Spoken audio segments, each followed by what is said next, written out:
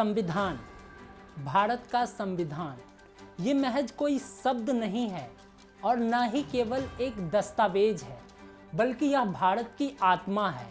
राजनीतिक गलियारों में आप अक्सर सुनते होंगे कि संविधान खतरे में है, संविधान के साथ धोखा किया जा रहा है।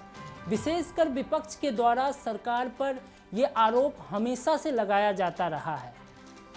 आखिर हम समझेंगे कि संविधान है क्या, हमें इसकी ज़रूरत क्यों है, ये समझने की कोशिश करेंगे। हमें इसकी ज़रूरत क्यों है। नमस्कार, मैं आपके साथ नितिन लाइव 24 पर आपका अभिवादन करता हूँ।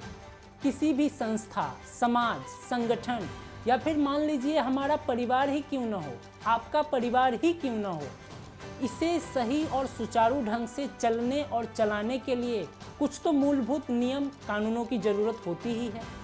अगर हम अपनी दैनिक जीवन की ही बात करें तो हमें अपने दैनिक जीवन में भी कुछ विशेष आदतों को निभानी पड़ती है ताकि हमारा जीवन सुचारू रूप से चले। ठीक इसी तरह हमारा देश भी सुचारू ढंग से चले, इसके लिए हमें कुछ मूलभूत नियम और कानूनों की ज़रूरत होती है। संविधान इसी नियम और कानून का संग्रह है। संविधान इसी को कहते हैं। स्वतंत्रता संग्राम के दौरान ही भारतीय नेताओं ने ये तय कर लिया था कि भारत का संविधान भारत के लोगों के द्वारा ही होगा, जो भारत के लोगों द्वारा निर्मित किया जाएगा और इसके लिए बाकायदा संविधान सभा बनाई जाएगी। लेकिन भारत जैसे विविधतापूर्ण देश के लिए संविधान बनाना इतना आसान काम नहीं था। आज जैसी परिस्थिति है, संविधान निर्माण के वक्त देश की ऐसी स्थिति नहीं थी। धर्म के नाम पर दंगे हुए, विभाजन हुई और देश एक कठिन मोड़ पर खड़ा था।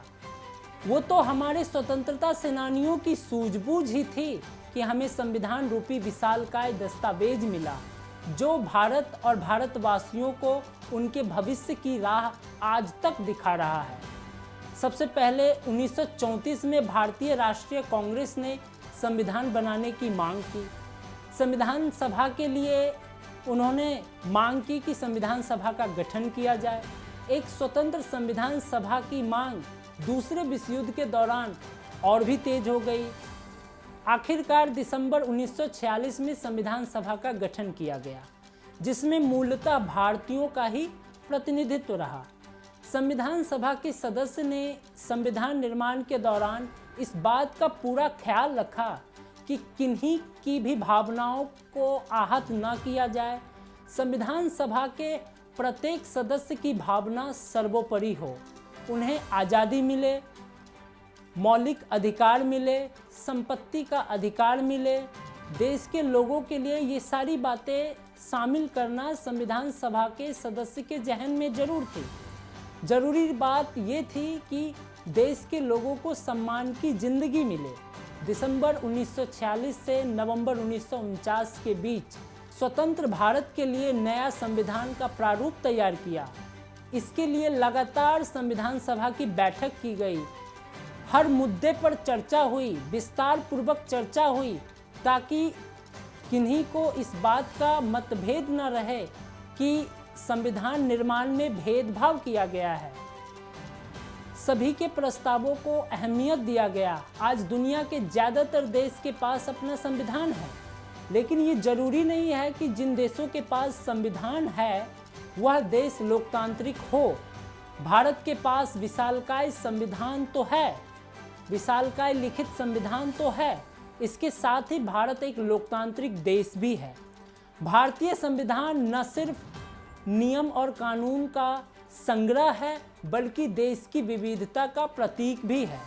हमारे देश की राज्य व्यवस्था, प्रशासनिक व्यवस्था, संसदीय कार्यपालिका, देश का चुनाव, इन सभी का मार्गदर्शन भारतीय संविधान ही तो करती है। अगले एपिसोड में मैं बताऊंगा कि संविधान सभा ने कैसे दिन रात काम किया और कौन कौन इनके सदस्य थे। नमस्कार, धन्यवाद।